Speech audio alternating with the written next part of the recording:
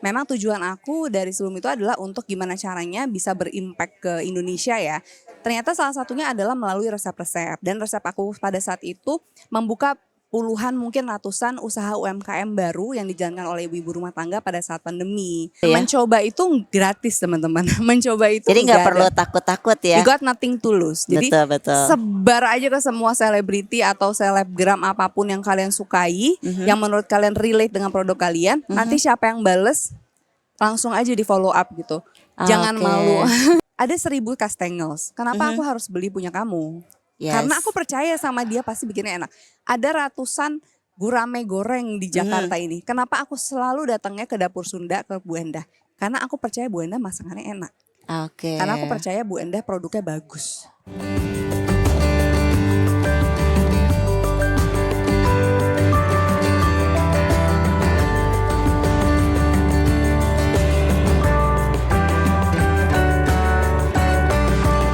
Podcast Naik Kelas. Podcast Naik Kelas.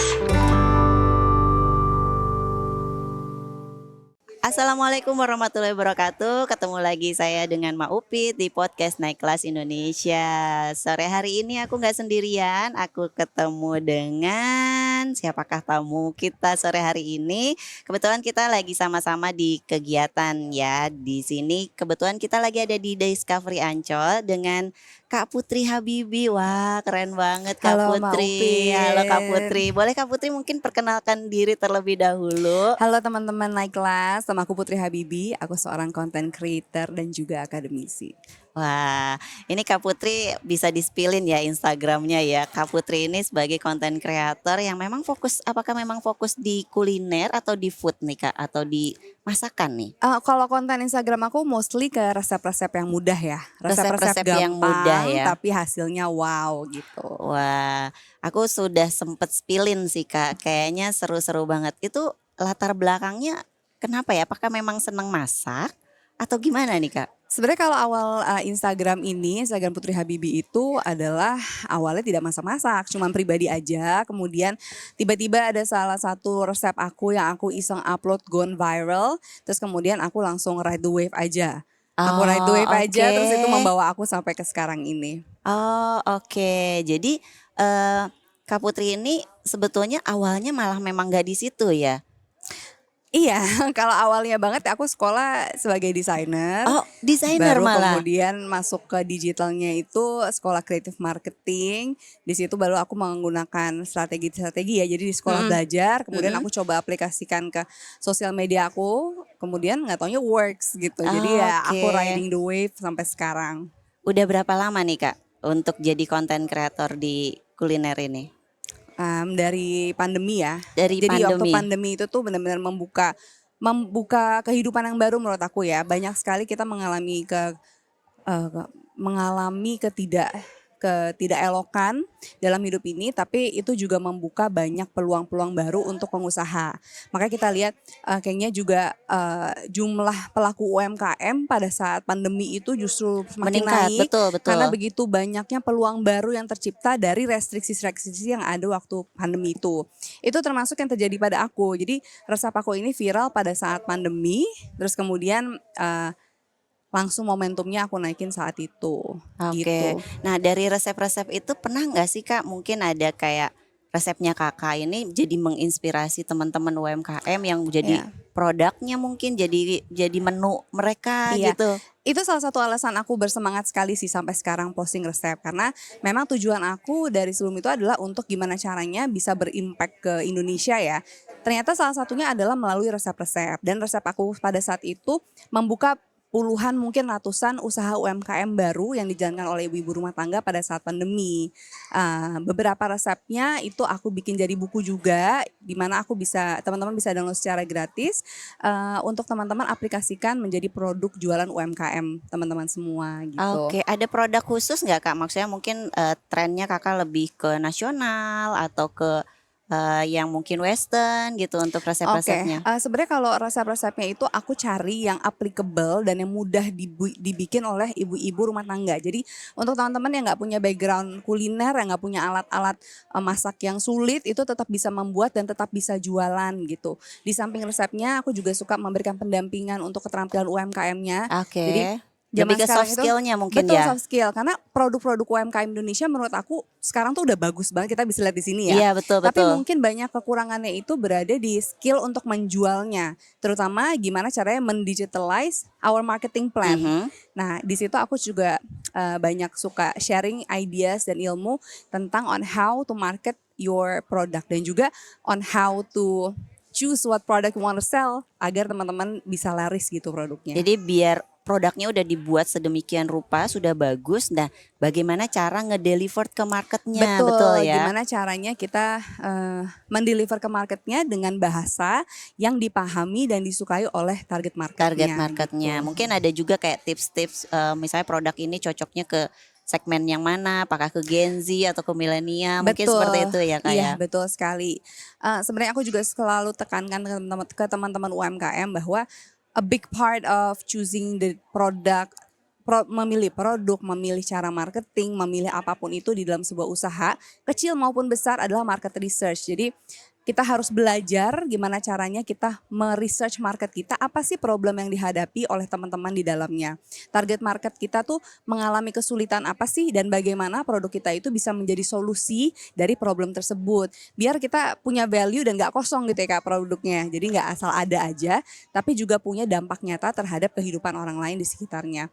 Itu Eh, salah satu alasan menurut aku kenapa produk-produk tertentu bisa sustain, nggak mhm. cuman kayak trending habis itu Ya, kosong, abis itu hilang iya, gitu ya? tapi bisa tetap berjalan dan semakin semakin terkenal karena sambil berjalannya waktu mereka juga mengidentify apa nih challenge-challenge baru yang dihadapi oleh marketnya. Mhm. Jadi nggak cuman jual produk karena kita suka Yes. bikinnya, tapi juga menjual produk karena Menjawab problem. kebutuhan ya, ada Betul. problem apa di market, nah ikuti kita membuat solusinya Betul, sehingga kita bisa membuat mudah solusinya. diserap gitu ya. Iya, itu penting banget.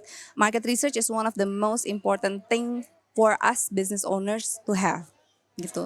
Keren-keren. Nah, kalau dari Kak Putri sendiri apakah membuka kolaborasi gitu mungkin dengan teman-teman UMKM? Aku sangat membuka kolaborasi, monggo teman-teman UMKM bisa bisa DM aku kalau Lewat misalnya, DM ya? ya tentunya aku kurasikan dulu, aku Mhm. cek apakah relevan dengan aku dan lain Oke. sebagainya. Tapi aku mau menekankan buat teman-teman UMKM untuk tidak takut mengajukan kolaborasi.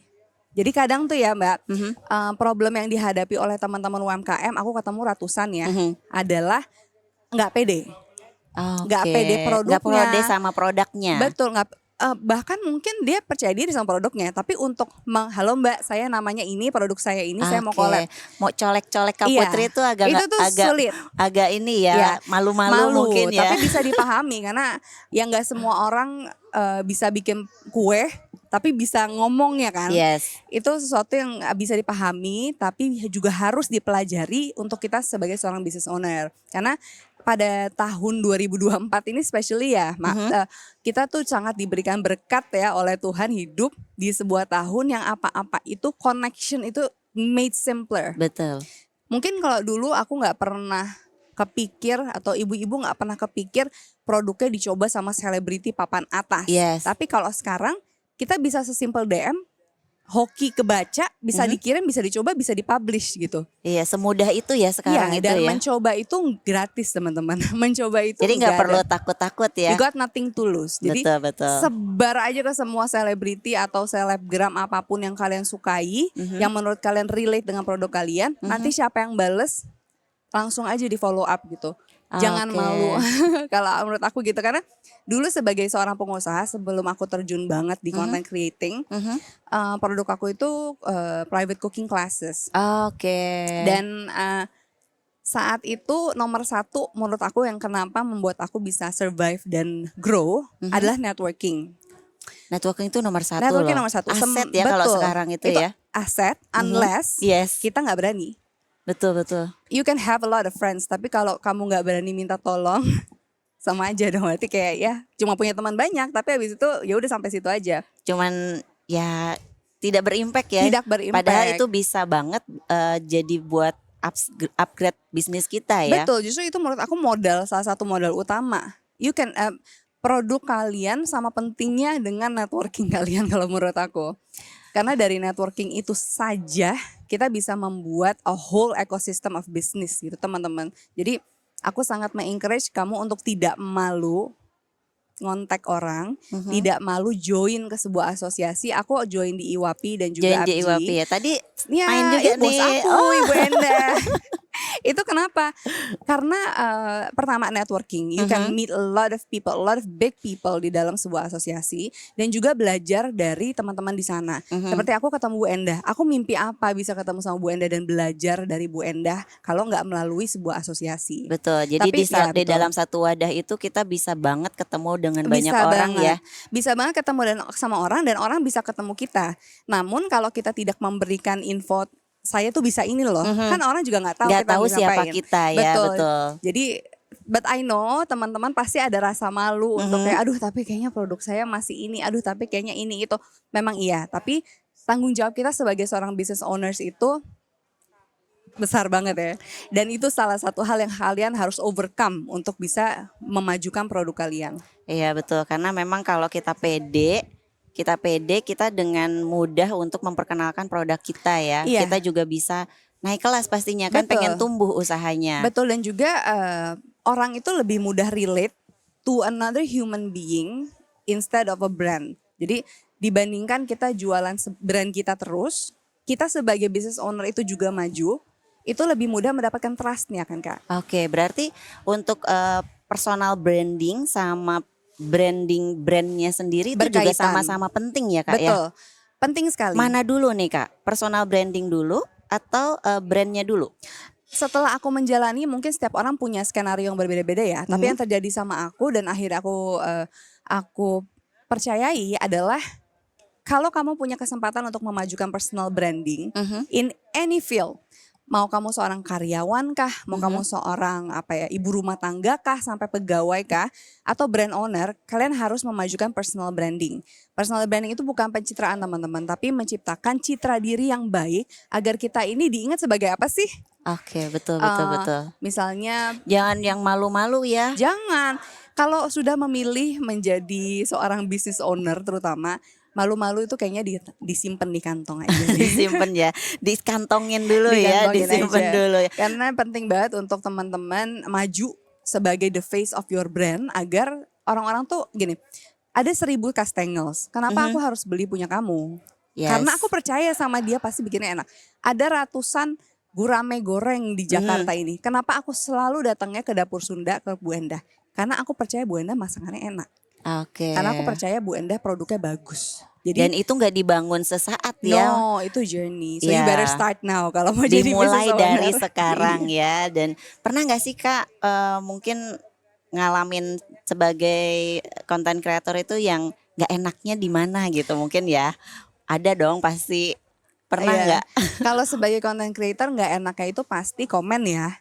Kita kan pasti Jadi harus tebel-tebel nih ya. sebel, tapi kagak juga kan. Maksudnya kita sebagai manusia, maksudnya ya sebagai penduduk biasa kan nggak biasa dikatain in Iya. your face Iya gitu kan. betul. Tapi setelah menjadi content creator ya kita harus Harus mau siap nggak mau ya. itu menerima komen-komen iseng netizen atau makian atau apapun Iya. itu. Ya it's a part of your job untuk bisa tahan melihat itu semua. Tapi itu hanya sebagian kecil. Sebagian besarnya sih aku senang banget karena bisa memberikan impact yang besar untuk teman-teman di luar sana gitu. It's more of the impact yang bikin aku bersikeras tetap menjadi content creator. Karena ya kita kayak punya media sendiri ya Kak, di mana kita bisa menyuarakan dan bisa membantu banyak orang lewat itu gitu. Oke, wah keren banget nih, seru banget sore ini ngobrol-ngobrolnya Kak Putri. Tapi aku udah di kode durasi nih, padahal kita masih seru nih ngebahas kalau personal branding, apalagi untuk sosial media itu seru banget ya. Kayak memang sekarang itu sosial media kayak nomor 1 ya untuk terkoneksi kemana aja gitu. Betul, mau nggak mau harus bisa ya teman-teman ya. Jadi buat- dipelajari ya. Betul, mungkin untuk obrolan sore hari ini kita cukupkan di kali ini karena memang kepentok durasi nih, padahal masih seru. Nggak Mungkin masalah. ada satu kata yang bisa disampaikan ke teman-teman UMKM naik kelas, Kak Putri. Buat teman-teman, kalau misalnya masih ada pertanyaan yang mau dibahas, boleh silahkan DM aja langsung ke Instagramku @putrihabibi. Oke, dan buat teman-teman naik kelas, terus tonton untuk podcast naik kelasnya ada di YouTube, ada di Instagram, Spotify, dan TikTok juga. Jangan lupa kalau misalnya teman-teman mau sharing apapun bisa tulis di kolom komentar, nanti kita akan bahas sama-sama. Saya Maupit dari Naik Kelas Indonesia. Dan aku Putri Habibi, sampai ketemu di episode Sampai selanjutnya. ketemu. Assalamualaikum warahmatullahi wabarakatuh.